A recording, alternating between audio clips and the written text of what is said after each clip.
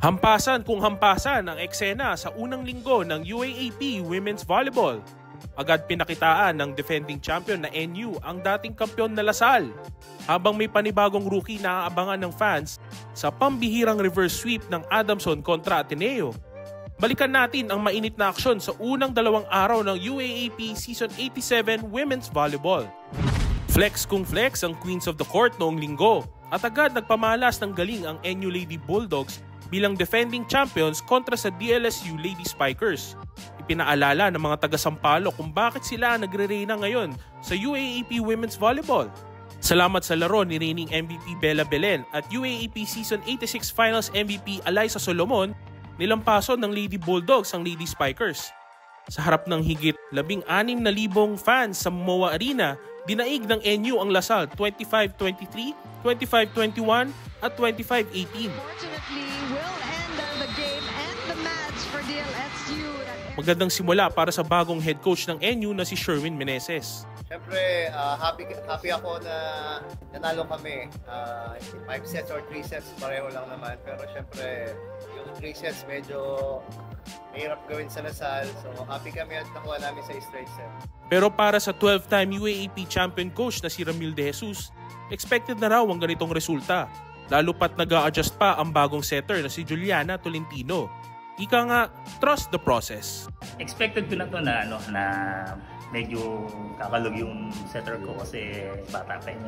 Experience ko, first time sa UAAP.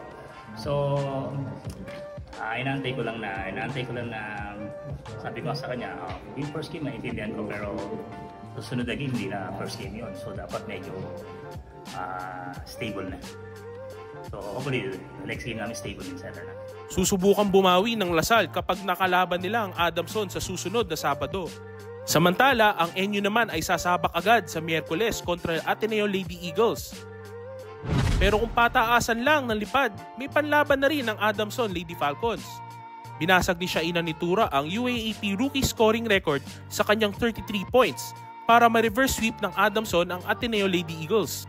Matapos mag-championship at mag-MVP noong high school sa Adamson, gusto naman ni Shaina na magtuloy-tuloy ang tagumpay sa college. Yung na-feel ko lang po, parang feel ko kasi lahat ng nangyari kanina is well-deserved. Kasi sabihin natin na galingan ko man o hit or ma-achieve ko man yan, yung na-achieve it or record na yan.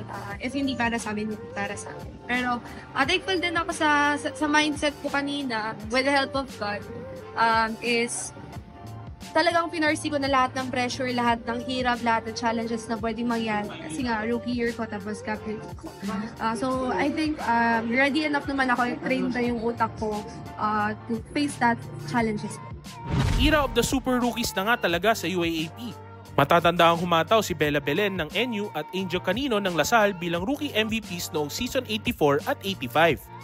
Binasag naman ni Casey Dongallo para sa UE noon ang rookie scoring record sa season 86.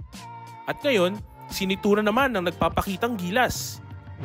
Hindi lang NU at Adamson ang nakapag-ipon ng panalo sa unang linggo ng UAAP season 87. Nanalo ang host na UP Fighting Maroons kontra UE Lady Warriors sa pamamagitan ng reverse sweep. Ang FEU Lady Tamaros naman ay nananatiling title contender matapos ang 4-set win laban season 86 finalist na UST. Magtutuloy-tuloy lang ang maiinit na labanan sa UAAP Season 87 Women's Volleyball simula Miyerkules. Ikaw, kanino ka pinaka-na-impress sa opening weekend? Pag-usapan natin yan sa comment section. For more sports stories, visit onesports.ph.